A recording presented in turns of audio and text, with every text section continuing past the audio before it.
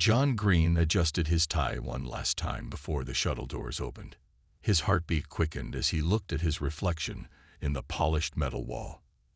At 43, with salt and pepper hair and steady blue eyes, he had the look of a man who belonged in diplomatic circles. Yet he never imagined his career would lead him here, about to become the first permanent human ambassador to the Galactic Council. "Ready, sir." Major Linda Owen stood at attention beside him. Her military posture never relaxed, even in the lighter gravity of the space station. As ready as anyone can be to represent 7 billion humans to a dozen alien species, John replied with a thin smile. The shuttle doors hissed open, revealing the massive docking bay of Harmony Nexus. The space station stretched 17 kilometers from end to end, a marvel of engineering that made Earth's International Space Station look like a child's toy. Dr. Alan Murphy whistled softly. "Would you look at that architecture? Those support beams must be made of something we haven't even discovered yet." Susan Carter, their cultural liaison, nudged him gently. "Try not to gawk, Alan. We're supposed to act like we belong here." John led his small team down the ramp. The air smelled clean but strange, slightly sweet with hints of something like cinnamon. Bright lights shone from the high ceiling, casting no shadows. The floor hummed with hidden machinery. A group of aliens waited at the bottom of the ramp. In the center stood a tall, slender being with pearlescent skin and 4 arms. This was Council Greeter Tall of the Vereen. John's briefing had informed him. Sent to welcome Earth's delegation. Ambassador Green. Tall said in perfect English, "The Galactic Council welcomes humanity's representatives. We hope your journey was comfortable." "Very comfortable, thank you," John replied, giving the slight bow that Susan had drilled him on for weeks. "Earth is honored by this opportunity." Tall gestured with 2 of his arms. "Please follow me. The High Council awaits you for the formal welcome ceremony." As they walked through wide corridors, John noticed beings of all shapes and sizes. Some floated rather than walked. Others moved on multiple legs or slithered along the floor. Most paid little attention to the humans, though a few stopped to stare. "The station houses representatives from over 200 worlds," Tall explained. "Though only 12 species sit on the High Council, those who founded this peace 3,000 years ago." "That's an impressive achievement," John said. "Earth nations can barely maintain peace for a decade." Tall's mouth formed what might have been a smile. "Your species is young. You will learn." They entered a vast, circular chamber. 12 raised platforms surrounded a central floor where John and his team now stood. Each platform held a different alien species. The diversity was stunning. From the crystalline Ardarians to the gaseous myth who hovered in specialized containment fields. High Counselor Fex of the Ardarian Collective spoke first, her voice translated through the small devices in the humans' ears. "Welcome, children of Earth. Your world has shown remarkable growth since we first detected your radio signals. We look forward to guiding your species toward full membership in time." John began his prepared speech, carefully crafted to show both respect and dignity. But halfway through, alarms blared throughout the chamber. On the massive view screen behind the council platforms, a small transport ship appeared, pursued by a larger vessel bearing council markings. Without warning, the council ship fired. The transport broke apart in a silent flash of light. John stopped mid-sentence, shocked. What happened? Who was on that ship? Council Security Chief Zaran of the Valerian Empire waved one clawed hand dismissively. "Merely handling some dissidents from the Dravi Commonwealth. Nothing that need concern Earth at this early stage." The other council members nodded as if this was routine. The ceremony resumed as if nothing had happened. John continued his speech mechanically, but his mind raced. The casual destruction he'd just witnessed contradicted everything Earth had been told about the peaceful Galactic Council. He exchanged a quick glance with Linda, whose face remained carefully blank, but whose eyes reflected his own concern. Something was very wrong here. And suddenly, John Green realized his diplomatic mission, might be very different from what he had expected. John Green could not sleep. The image of that ship exploding played over and over in his mind. 3 days had passed since the welcome ceremony, and his team had been given luxurious quarters on Level 8 of Harmony Nexus. But luxury could not erase what they had seen. He called his team to his private quarters for a meeting. "We need to find out what really happened to that Dravi ship," John said, keeping his voice low. "Something isn't right here." Linda nodded. "I noticed the council members didn't seem surprised at all, like watching a ship get destroyed was normal." "I've been doing some research on the Dravi Commonwealth," Alan said, pulling out his datapad. "They're not council members, but they control 17 star systems.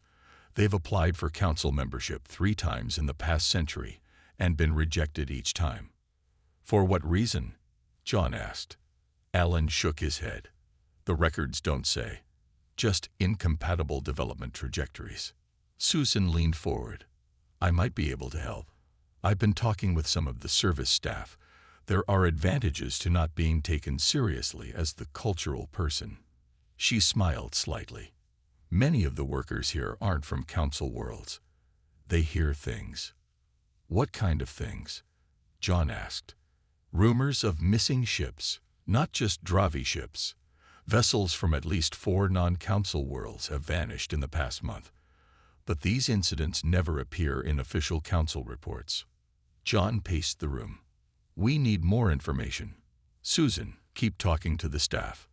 Linda, see if you can make friends with some of the security personnel. Alan, I want you to visit the medical facilities. Say you're studying alien biology for future human medical needs. Let's meet again tomorrow." The next day, they gathered again with troubling news. "The lower levels are full of medical refugees," Alan reported, "beings suffering from some kind of neural damage. When I asked about them, the medical officer got nervous and said they were victims of a containment breach on their homeworlds." Linda pulled out her datapad. "I managed to access some restricted security feeds." She showed them footage of council vessels firing on what appeared to be civilian settlements. "These attacks happened over the past 2 months on 6 different planets." "I heard something similar," Susan added. "A cleaning worker from the Mithrani told me their colony on Belter IV was attacked last month after they developed a new kind of faster-than-light drive. The official story was that they had a dangerous pathogen outbreak." John's face darkened. "We need to bring this to the council directly. I'll request a closed committee meeting."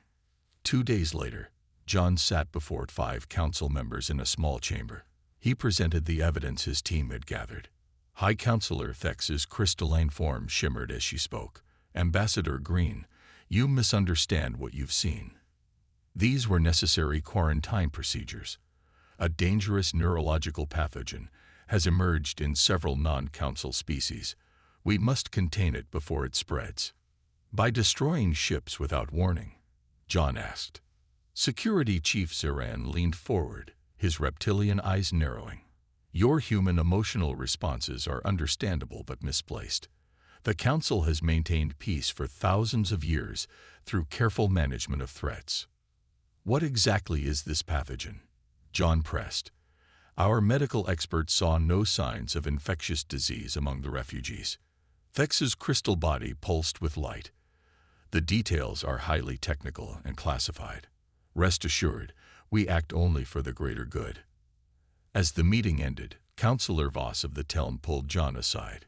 His gelatinous body wobbled as he spoke quietly. "Your questions put Earth's pending observer status at risk, Ambassador.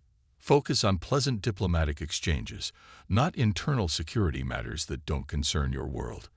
Not yet, at least." That night, John could not shake the feeling that Voss's words had contained a threat. He was staring at the ceiling when his door chimed softly. A small, nervous alien stood in the doorway. Her skin was pale blue, and her 4 eyes blinked rapidly. "Ambassador Green, my name is Elka. I am Mithrani. I must speak with you immediately." Her voice trembled. "What you saw at the welcome ceremony was not what you were told, and your world may be next." John quickly pulled Elka inside his quarters and closed the door. The small blue alien trembled, her 4 eyes darting around the room. "I am risking everything by coming here," she whispered. "The Mithrani serve as record keepers for the Council. We cannot lie. It is not in our biology. That is why they trust us with their secrets." "What secrets?" John asked, guiding her to a chair. "The Council is not what it seems," Elka said. "I work in the Stability Archives. For 2,000 years, the Council has eliminated any potential rivals under the cover of public health measures." John called the rest of his team. They arrived quickly, and Elka told her story. "The pathogen is a lie," she explained, pulling a small crystal from her pocket. "This contains classified files going back 500 years. The Council's founding species created a doctrine called preventative stability. When any non-Council world develops technology that might one day challenge Council power, they are removed." Ellen took the crystal and inserted it into his datapad. The screen filled with images and documents. "These are attack plans," he said in horror. "Systematic elimination of entire civilizations." Linda leaned over his shoulder. "The Dravi ship we saw destroyed. According to this, they were targeted because they developed a new kind of shield technology. The Council has done this hundreds of times," Elka continued. "They destroyed the Krell because they created advanced AI.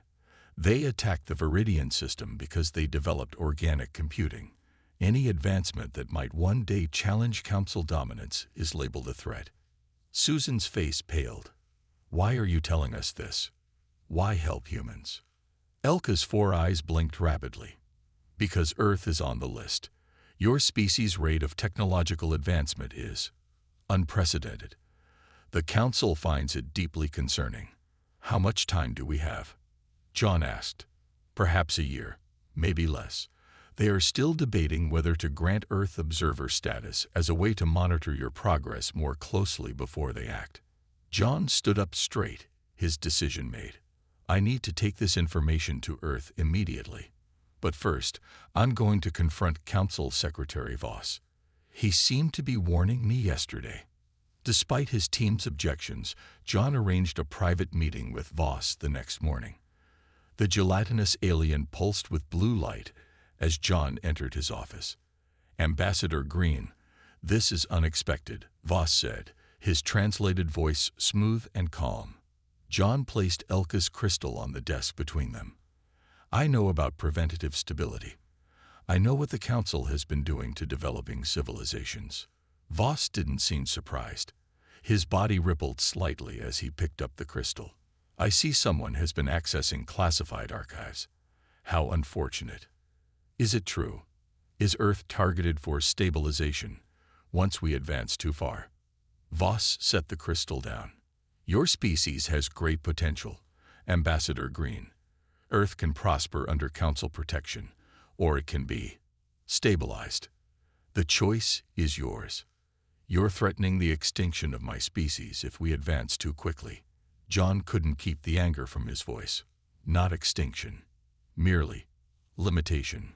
Perhaps removal of certain technologies, memory adjustments for key scientists. We've done it many times with minimal disruption." Voss moved closer. "Join us, John. Help us guide Earth to a safe place in the galactic order. Your people need never know the danger they faced." John stood his ground. "And if I refuse? Then Earth's fate is sealed. Perhaps not today or tomorrow, but soon." Voss's body pulsed with color. No single world has ever successfully opposed the Council. Many have tried. John turned to leave, but Voss's words stopped him. "Consider carefully, Ambassador. You hold the future of your entire species in your hands. The Council offers peace and prosperity, with certain limitations. The alternative is unpleasant." John looked back at the alien. "Humanity has faced existential threats before, Counselor. We've never surrendered to them." He left immediately for the shuttle bay, ordering his team to prepare for emergency departure to Earth. As they hurried through the station corridors, Linda moved close to him. "Sir, what are we going to tell the President?" John's face was grim. "The truth. That humanity has a choice to make, submit or fight. The shuttle engines fired as they left Harmony Nexus behind. John watched the massive station grow smaller through the viewport, knowing that when he returned, it would be with Earth's answer. The White House Situation Room fell silent as John finished speaking. President Kate Howard sat at the head of the table, her fingers pressed together in a steeple. Around her sat the Joint Chiefs of Staff, the National Security Advisor, and the Secretary of State. "Let me be clear," the President said. "You're telling me that this Galactic Council has been systematically wiping out civilizations that develop too quickly, and Earth is next on their list." John nodded. "That's correct, Madam President. We have maybe a year before they decide we're too advanced to be allowed to continue unchecked." Alan Murphy stepped forward with his datapad. "We've analyzed the files Elka provided. In the past 100 years alone, the Council has stabilized 23 developing worlds. Some were completely destroyed. Others had key technologies removed and their populations altered." "Altered how?"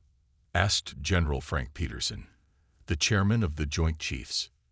"Memory modifications, forced genetic changes to limit intelligence, sometimes removal of entire branches of science from their knowledge base," Alan explained.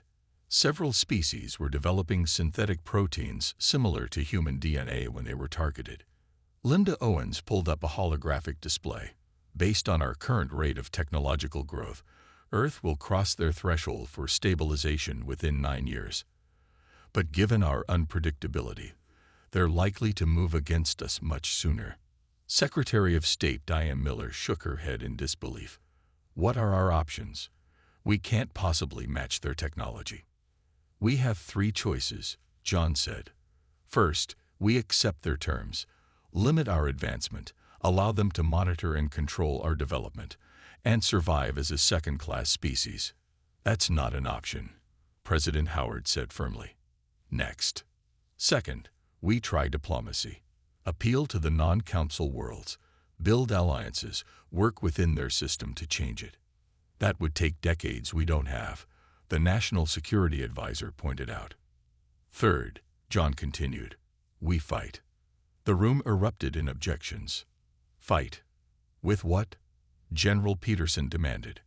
"Our most advanced ships would be toys to them." "Not necessarily," Linda said, silencing the room. "The Council's power comes from technological superiority, yes, but they've grown complacent. They haven't faced real opposition in thousands of years."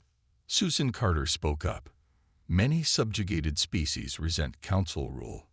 Elka isn't the only one who would help us. There's discontent throughout Council space. And most importantly," Alan added, "they don't understand humans. They expect logical responses based on technological assessment. They don't factor in human determination or our history of asymmetric warfare." President Howard stood up and walked to the window overlooking the Washington Monument. For a long moment, she said nothing. "3 years ago, we thought we were alone in the universe," she finally said. "Then we learned we were part of a vast galactic community. It was humanity's greatest moment." She turned back to face them. "And now we learn that community is built on genocide, and we're next." She returned to the table. "I need options on my desk in 24 hours.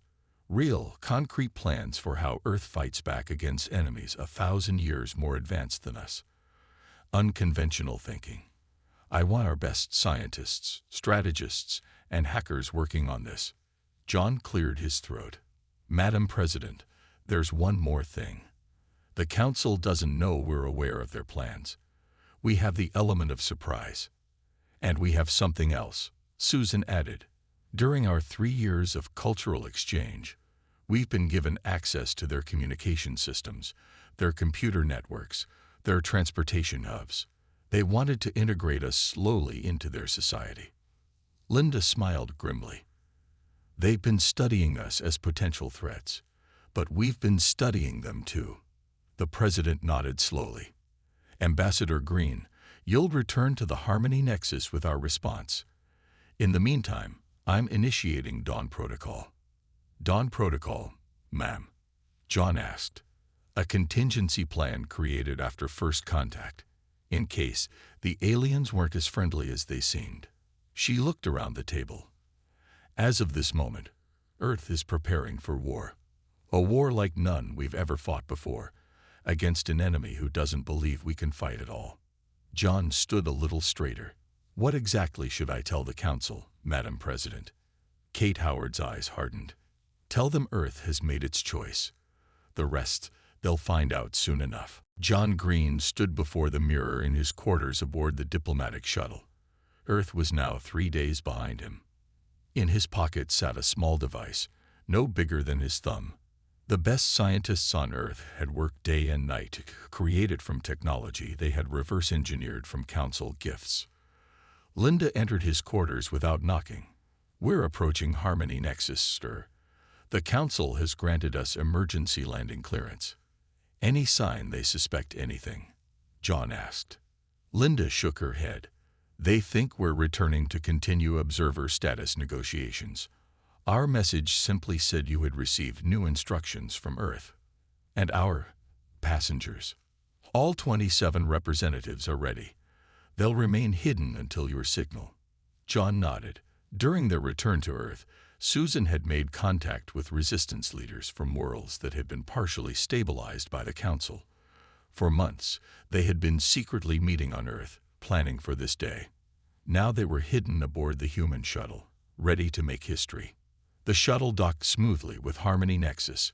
John and his team were greeted by Council Greeter Tall, who seemed confused by their sudden return.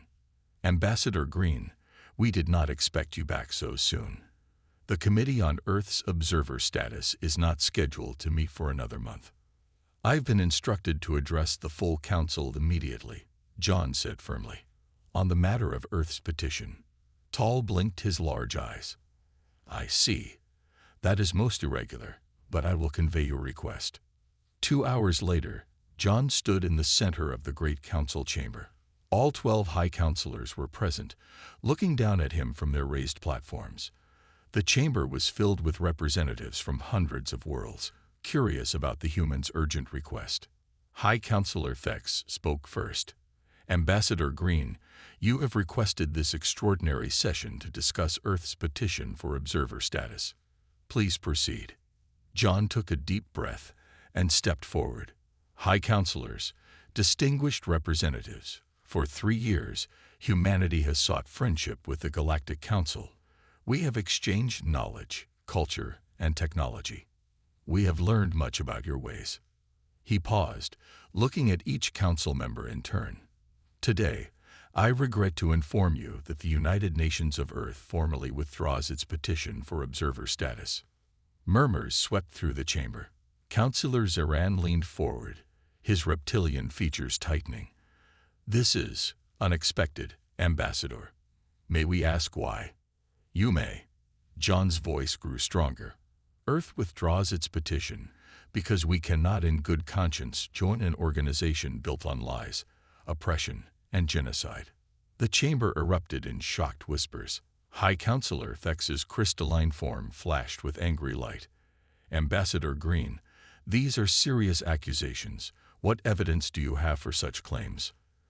We have all the evidence we need, John replied.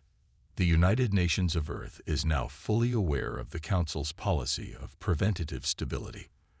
We know about the worlds you've destroyed, the civilizations you've crippled, the species you've altered, all to maintain your power. He raised his voice to be heard over the growing commotion. Therefore, as of this moment, Earth declares war on the Galactic Council. The chamber fell silent for 3 heartbeats, then burst into laughter. Even some of the council members seemed amused. War. Councillor Voss's gelatinous form rippled with what seemed like amusement. A single primitive planet declares war on 12 advanced civilizations that have maintained peace for millennia. You misunderstand, Counselor, John said calmly. Earth has no intention of fighting alone. He pressed the small device in his pocket. Throughout the station, every communication terminal, every personal device, every public screen began to display the files Elka had provided, proof of the Council's crimes against countless worlds. What is happening? Thex demanded as her own console displayed the classified files. "Stop this immediately." "We cannot stop the truth," John replied as the chamber doors opened. 27 beings entered the chamber, each representing a world that had suffered under council stabilization. At their head walked Elka, her blue skin almost white with fear, but her 4 eyes steady and determined. "We stand with Earth," called out the Dravi representative, a tall, golden-skinned being. "The Council's reign of terror ends today." Councillor Zoran signaled to security forces. "This is sedition. Arrest the human delegation immediately." John smiled grimly as alarms began to sound throughout Harmony Nexus. "I'm afraid you'll find that difficult, Counselor. You see, the war has already begun." Chaos erupted in the council chamber. Security forces moved toward John and the Allied representatives, but found their weapons suddenly dead in their hands. "What is happening?" demanded Security Chief Zoran. Linda Owen stepped forward with a small smile. "Basic electromagnetic pulse, targeted at your specific weapon frequency. We've been studying your technology for 3 years. Did you think we were just admiring it?" High Counselor Thex's crystalline form flashed with angry colors. "This is meaningless resistance. One station's security systems are nothing compared to the might of the Council fleet."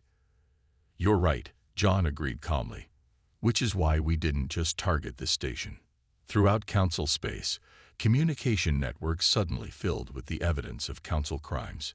Every planet, every outpost, every ship received the same data. Billions of beings across 1,000 worlds saw the truth at the same time. "How is this possible?" Counselor Voss's gelatinous body rippled with agitation. "Our communication networks are secure." Susan Carter laughed softly. "You gave us access for cultural exchange, remember? We built backdoors into everything while you thought we were just learning to use your technology." Dr. Alan Murphy pointed to his data pad, where reports were streaming in. "It's not just the communications.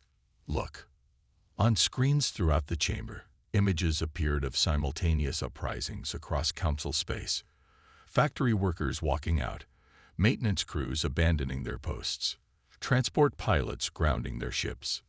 "What have you done?" whispered Thex. "We gave oppressed people the truth," John said. "The rest they're doing themselves." The Dravi representative stepped forward. "The council species make up only 30% of the galactic population.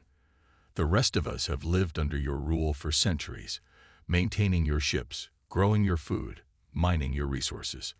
And now they're stopping," Linda added. "No maintenance crews for your warships. No fuel production for your fleets. No technicians for your weapons systems." A new alarm sounded, and a council officer rushed into the chamber. "High Counselor, our main fleet is reporting critical system failures across all vessels. The computer systems are crashing." Ellen smiled. "Earth has been studying council technology for 3 years not to copy it, but to find its vulnerabilities. Your systems are advanced, but built on shared protocols that haven't been updated in centuries. You inserted viruses into our military networks." Zoran hissed. "We prefer to call them digital antibodies," John replied. "Clearing out the infection of council control." The representatives from the 27 allied worlds moved to stand in a circle around John and his team. More beings were entering the chamber now, station workers, visitors, and residents who had seen the broadcasts and come to witness history. "This council chamber has stood for 3,000 years, said Elka, her voice trembling but clear. "It has witnessed the rise and fall of countless civilizations. Today it witnesses its own fall." High Counselor Thex rose to her full height, crystal body blazing with light. "You cannot truly believe you can win. We have technology beyond your comprehension. Weapons that could reduce Earth to ash."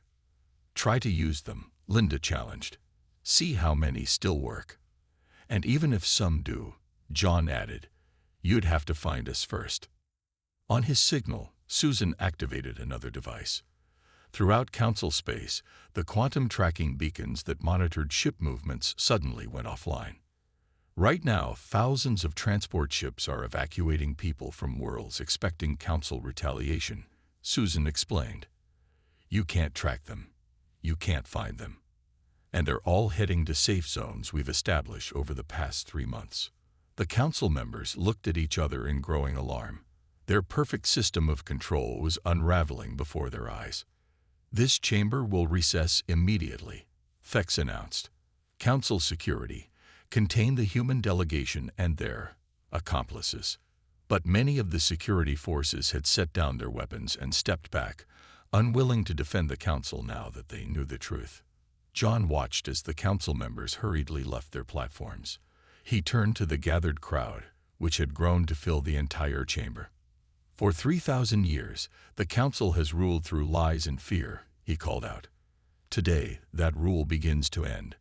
Not through superior weapons or technology, but through the simplest force in the universe, the truth. A cheer rose from the crowd, echoing through the ancient chamber that had never before heard such sounds of defiance. 1 week after John Green's declaration of war, Harmony Nexus had transformed.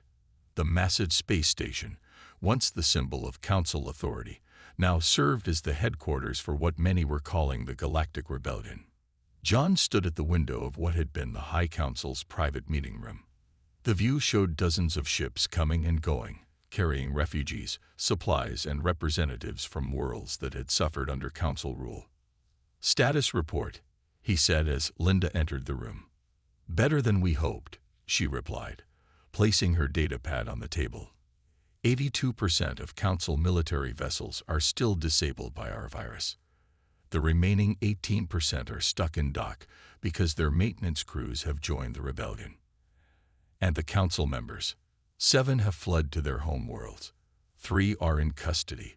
Fex and Zeren are still missing, but we have ships looking for them. John nodded. What about Earth?